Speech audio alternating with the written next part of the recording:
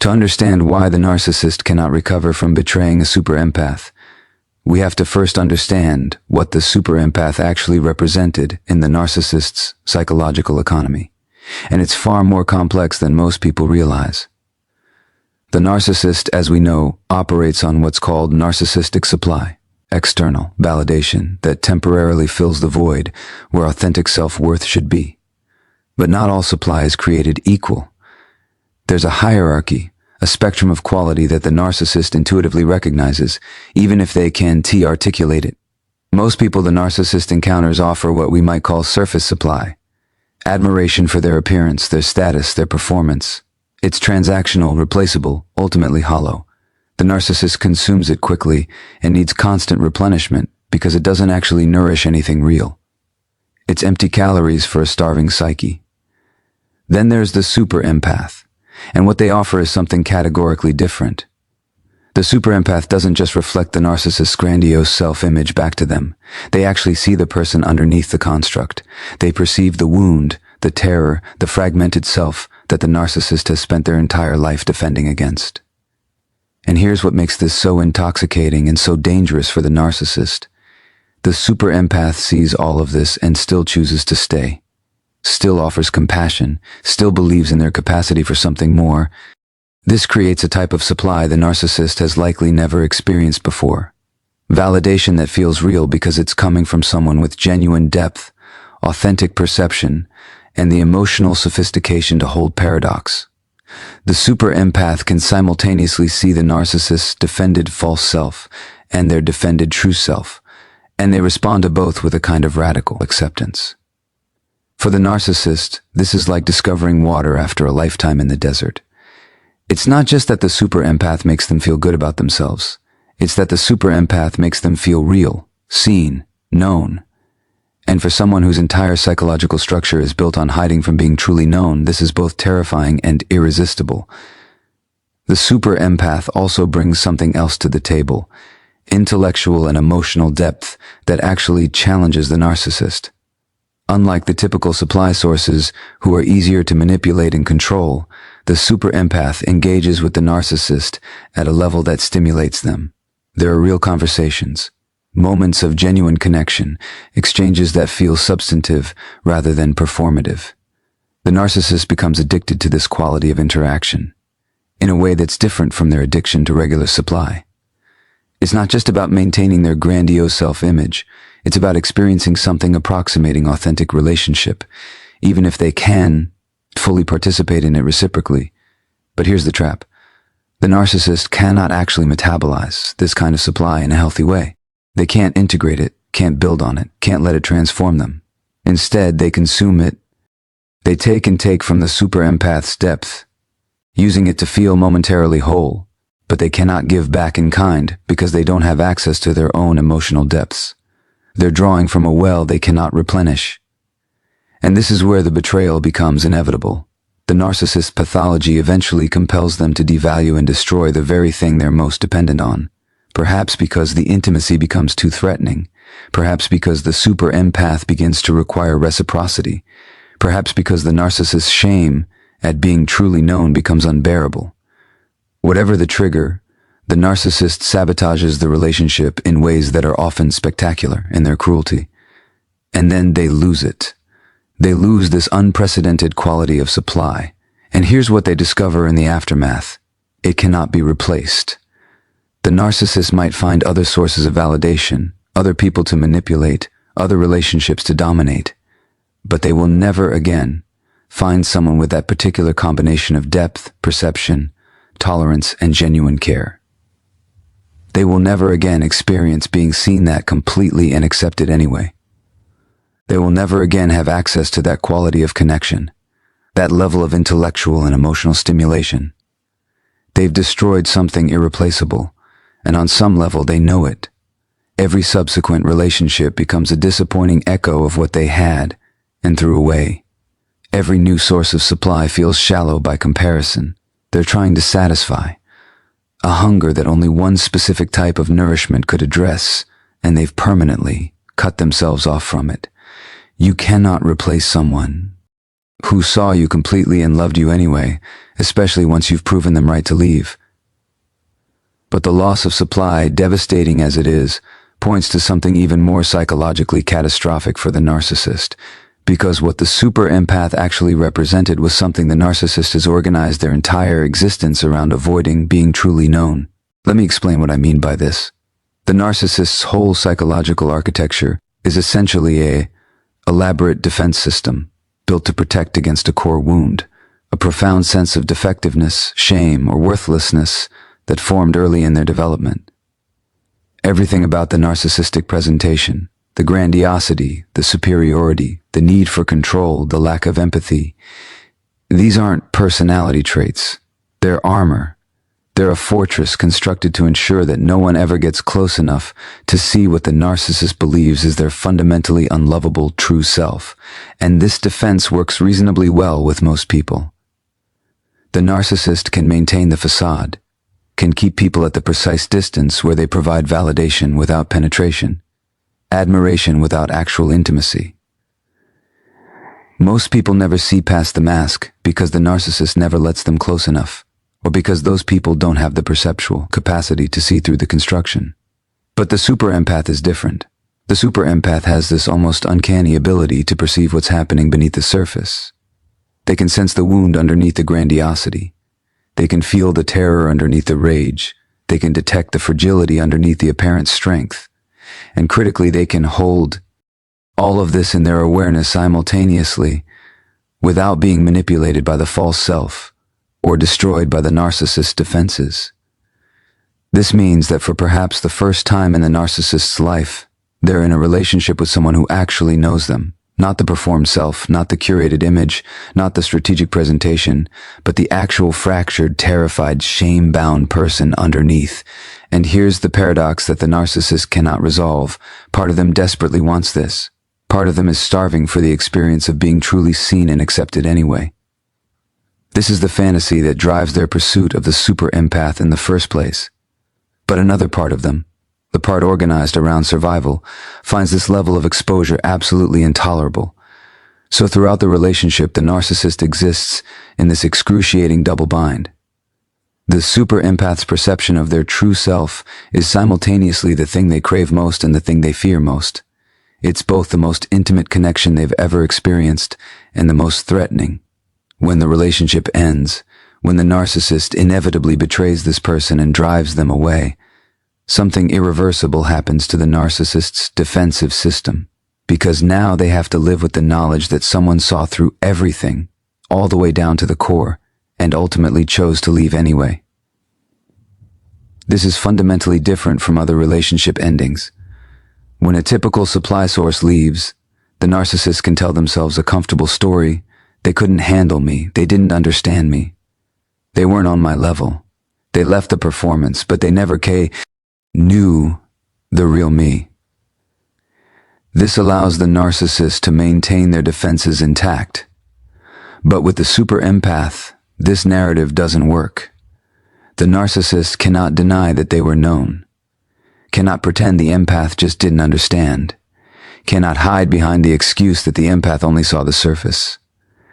The super empath saw everything, the wound, the defense, the pattern, the pathology, and the empath still left, not from ignorance, but from clarity, not from inability to handle complexity, but from self-respect.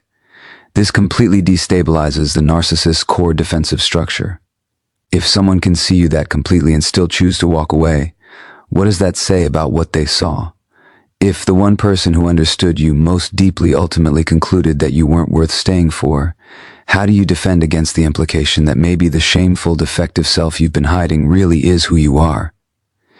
The narcissist cannot recover from this because it's not just a loss, it's a validation of their deepest fear. It's evidence that being truly known leads to abandonment. It confirms the very thing they've organized their entire life around avoiding. And worse, they can't unknow that they've been known. They can't rebuild the wall that's been permanently breached. Every future relationship becomes haunted by this experience. The narcissist now knows what it feels like to be truly seen, which means they know what they're hiding from everyone else. They know the difference between someone who's fooled by the mask and someone who sees through it, and they know that the one person who saw through it completely chose to leave. This creates a kind of psychological scar tissue that never fully heals. The narcissist might find new supply, might craft new relationships, might even convince themselves they've moved on. But there's always this awareness, often unconscious, that they were once fully known and fully rejected, that someone had complete access to who they actually are and decided that wasn't enough. And perhaps most painfully, the narcissist knows, even if they can never admit it, that the super empath's departure wasn't cruel or vindictive. It was simply the natural consequence of the narcissist's own actions. The empath didn't leave because they misunderstood or couldn't handle the narcissist. They left because they understood completely and chose themselves instead. The narcissist cannot rebuild what the super empath's knowledge dismantled, the illusion that remaining unknown keeps them safe. Let's talk about what happens in the practical, day-to-day reality of the narcissist's life after the super empath leaves. Because beyond the psychological devastation of being known and abandoned, there's something more immediate and visceral. The narcissist must now face the one thing they've spent their entire existence avoiding: themselves. The super empath, you see, wasn't just providing validation or even deep connection. They were functioning as what we might call an emotional regulator for the narcissist's inner chaos. And I want to be very clear about what I mean by this, because it's not the same as codependency or enabling, though it can appear similar on the surface. The narcissist's internal world is fundamentally dysregulated.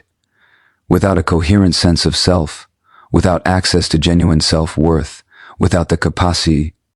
Thank you for self-soothing or emotional integration. The narcissist exists in a state of chronic inner instability. They're constantly oscillating between grandiosity and collapse, between rage and emptiness, between the terror of being nothing and the exhausting performance of being everything. Most people in the narcissist's life can't handle this level of internal chaos. They're either completely fooled by the grandiose presentation, or they're quickly overwhelmed and retreat.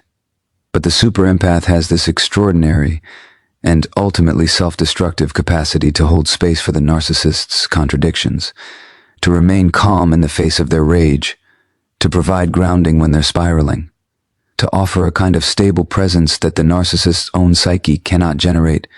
Over time, the narcissist becomes profoundly dependent on this regulatory function.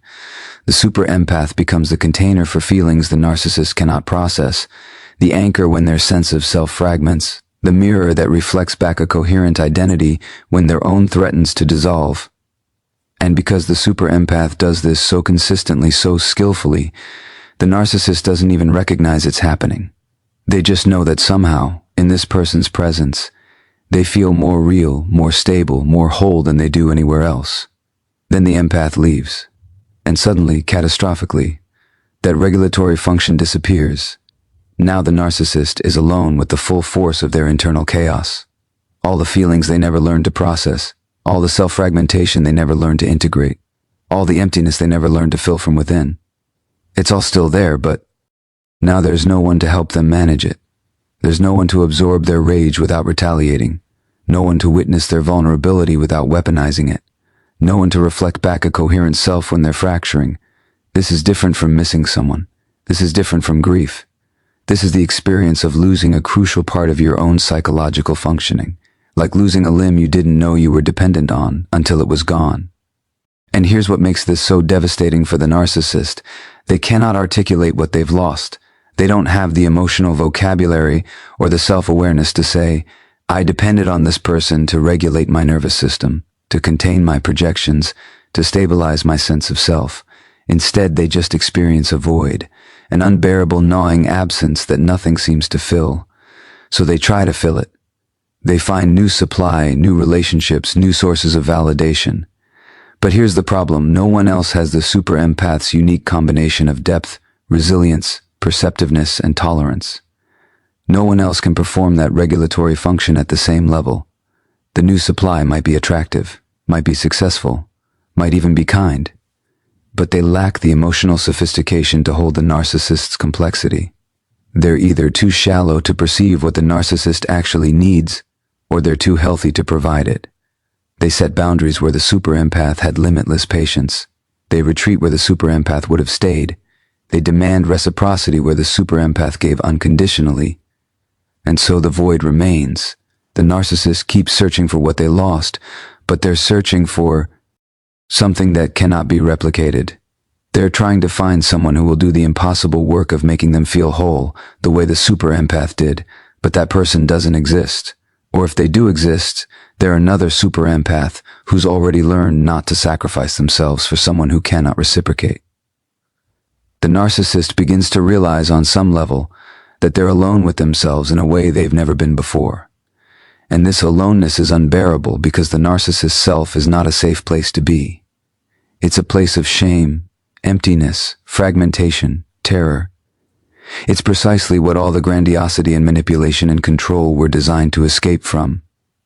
Without the super empath's regulatory presence, the narcissist faces the horrifying truth. They don't actually know how to be with themselves. They've never developed the capacity for self-soothing, self-reflection, self-compassion. They've outsourced all of that to others, and specifically to the one person who could do it at the level they needed. And now that person is gone. Not just physically absent, but psychologically unavailable in a permanent way. The super empath has closed the door, set the boundary, reclaimed their energy. They're no longer willing to be the narcissist's emotional regulator, their container, their stabilizer. The narcissist is left with the one companion they've spent a lifetime fleeing, their own unintegrated self. And unlike the super empath, that self offers no comfort, no regulation, no relief. Just an echoing emptiness that no amount of new supply can fill, because what's missing isn't external validation. It's the one person who could make the narcissist's internal world feel bearable. The cruelest irony is that the narcissist drove away the only person who made them feel less alone with themselves. But there is another dimension to this loss that cuts even deeper, something that strikes at the very heart of the narcissist's carefully constructed self-narrative. Because the super empath wasn't just regulating the narcissist's emotions or providing superior supply. They were serving as living proof of the narcissist's fundamental goodness. Let me explain what I mean. The narcissist lives in a perpetual state of what we might call ontological insecurity, a deep uncertainty about their own worth, their own lovability, their own right to exist. Everything they do, all the grandiosity and manipulation, is ultimately an attempt to answer a question they can never quite resolve. Am I fundamentally bad, or am I special? Most of the narcissist relationships don't actually help them answer this question. Casual admirers are too easily fooled. Their validation feels hollow because the narcissist knows they're only seeing the performance. People they've manipulated or dominated can't provide evidence of goodness because the narcissist knows they've coerced that devotion. Even family members who remain loyal often feel like obligations rather than choices. But the super empath? The super empath was different. This was someone of genuine depth, integrity, and emotional sophistication who chose, of their own free will with full awareness, to love the narcissist. Someone who saw past the mask and still stayed. Someone who witnessed the narcissist's worst moments and still offered compassion. Someone whose own character was so clearly good that their presence became evidence that the narcissist must be good too. The narcissist thinks, look at who chose me. Look at the quality of person who saw value in me. Someone this perceptive, this emotionally intelligent, this genuinely loving. They wouldn't stay with someone who was truly bad, would they? The super empath's presence becomes the narcissist's most convincing argument against their own deep-seated belief in their fundamental defectiveness. This is why narcissists often display their empathic partners like trophies, but with an emotional investment that goes far beyond typical narcissistic showing off. They're not just saying, look how attractive my partner is, or look how accomplished they are. They're saying, look who chose to be with me. This proves I'm worthy of real love. This proves I'm not the monster I secretly fear I am. The super empath becomes the narcissist's redemption narrative made flesh. As long as this person stays, as long as they continue to love and believe in the narcissist despite everything, the narcissist can maintain the fragile hope that they are capable of genuine connection, that they're worthy of authentic love, that beneath all the pathology there's something redeemable. And then comes the betrayal. The narcissist driven by their pathology, does exactly what their disorder compels them to do. They devalue, they manipulate, they betray. Perhaps it's infidelity, perhaps it's cruelty, perhaps it's a pattern of disrespect that finally becomes too much. The specific betrayal almost doesn't matter. What matters is that it's bad enough, destructive enough to finally break the super empath's seemingly infinite capacity for understanding. And when the super empath leaves, not in anger or hysteria, but with the clarity and self-respect that comes from genuine healing, the narcissist's entire redemption narrative collapses. Because this departure carries a message that the narcissist cannot escape. I saw all of you. I understood the wound beneath the behavior. I had compassion for your suffering. I believed in your potential. And after all of that, after truly knowing you, after genuinely loving you, I'm choosing to leave because what you did is unacceptable. Because who you are in practice, regardless of who you might be in theory, is not someone I can continue to love without destroying myself. This is categorically different from other people leaving. When someone leaves who never really knew the narcissist can tell themselves that person just didn't understand. But the super empath understood completely. Their departure isn't a misunderstanding, it's a verdict. The one person whose love could have served as evidence of the narcissist's fundamental goodness has withdrawn that love based on full information. The one person whose judgment the narcissist actually trusted because of their perceptiveness and integrity has rendered judgment, and it's damning. The narcissist can no longer tell themselves, if people really knew me, they'd love me. Someone really knew them. Someone really saw them, and that person concluded that the narcissist's behavior, the inevitable expression of their pathology, makes them unworthy of continued love and presence. This destroys the narcissist's last refuge, the fantasy that somewhere beneath all the disorder there's a good person waiting to be discovered. Because the one person equipped to discover that goodness looked for it, believed in it, gave it every opportunity to emerge, and finally had to accept that it either doesn't exist or is so buried under pathology that it makes no practical difference. The narcissist cannot find another super empath to restore this narrative because any other super empath will eventually reach the same conclusion. The problem isn't that the first super empath didn't understand or couldn't handle them. It's that they understood perfectly and made a choice based on that understanding. And so the narcissist is left without their most important piece of evidence in the case they're constantly trying to make to themselves that despite everything, they're still worthy of real love. The super empath was that evidence, and through their own actions, the narcissist destroyed it.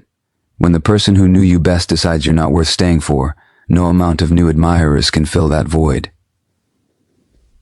If all of this weren't painful enough for the narcissist, there's another layer to their inability to recover, and this one is particularly excruciating because it plays out in real time, often in ways the narcissist can observe from a distance. The super empath doesn't just leave. They leave and then they heal. They grow. They transform. And they do it visibly, tangibly, in ways that make it impossible for the narcissist to construct a comfortable narrative about the relationship's end. You see, in most of the narcissist's previous relationships, when things ended, the narcissist could maintain a particular story. They fell apart without me. They couldn't handle me. They're stuck in their small life, while I've moved on to bigger and better things. The narcissist gets to be the one who's evolved, who's transcended, who's outgrown the relationship. This narrative is essential for maintaining their grandiose self-image. But with the super empath, this story doesn't hold. Not even close. The super empath leaves and enters what is often the most profound growth period of their life. They finally stop abandoning themselves for someone else.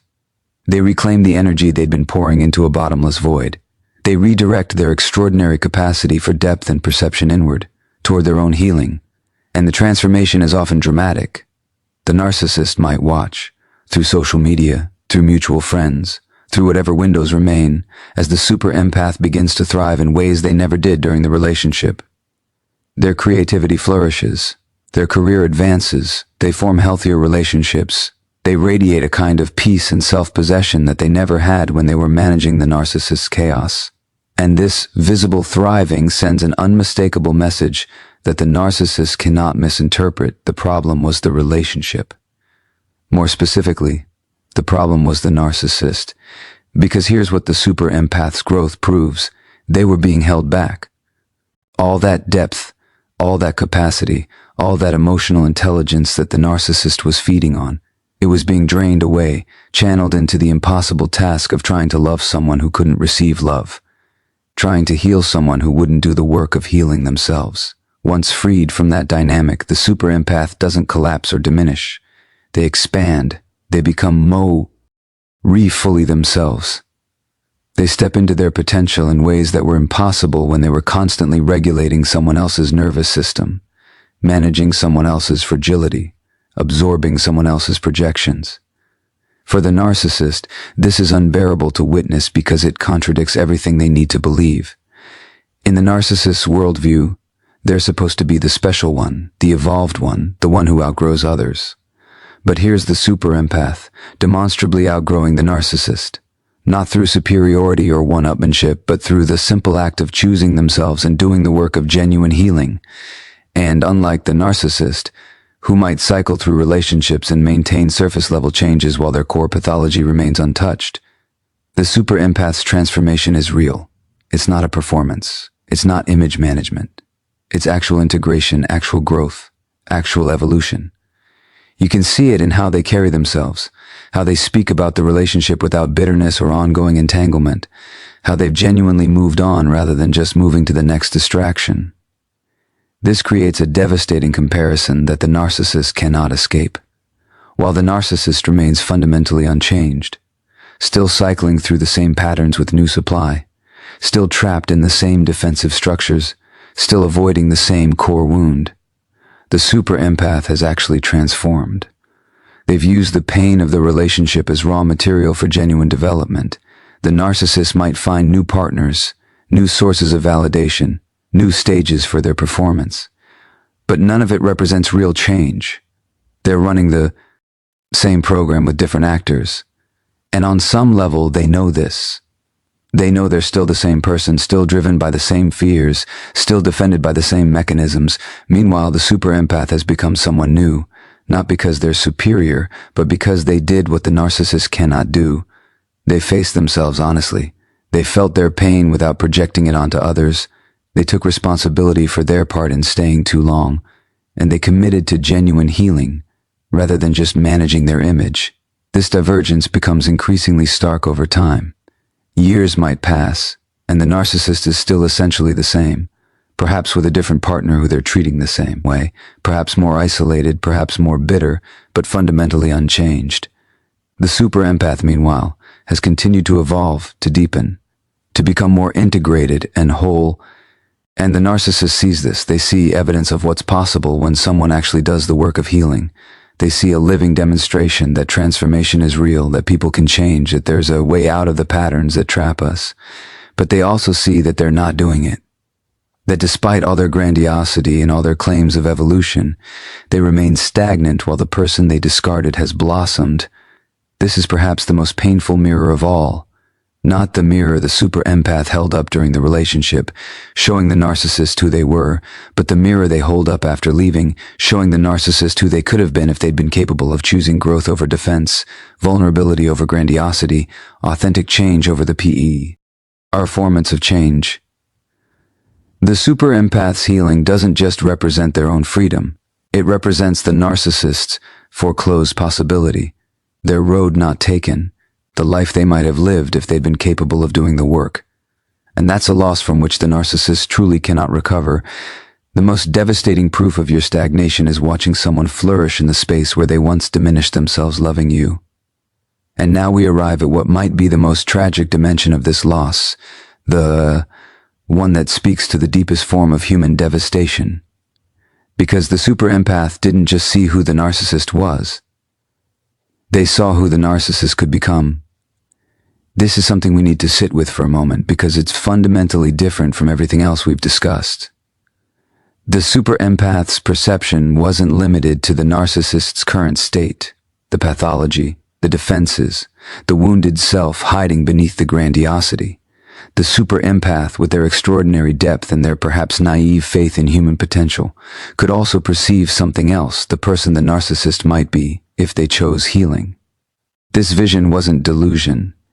It wasn't the fantasy of someone who couldn't see reality. The super empath saw the reality perfectly. They just also saw the potential. They could hold both truths simultaneously. This is who you are now, and this is who you could become. And more remarkably, they believed in that potential.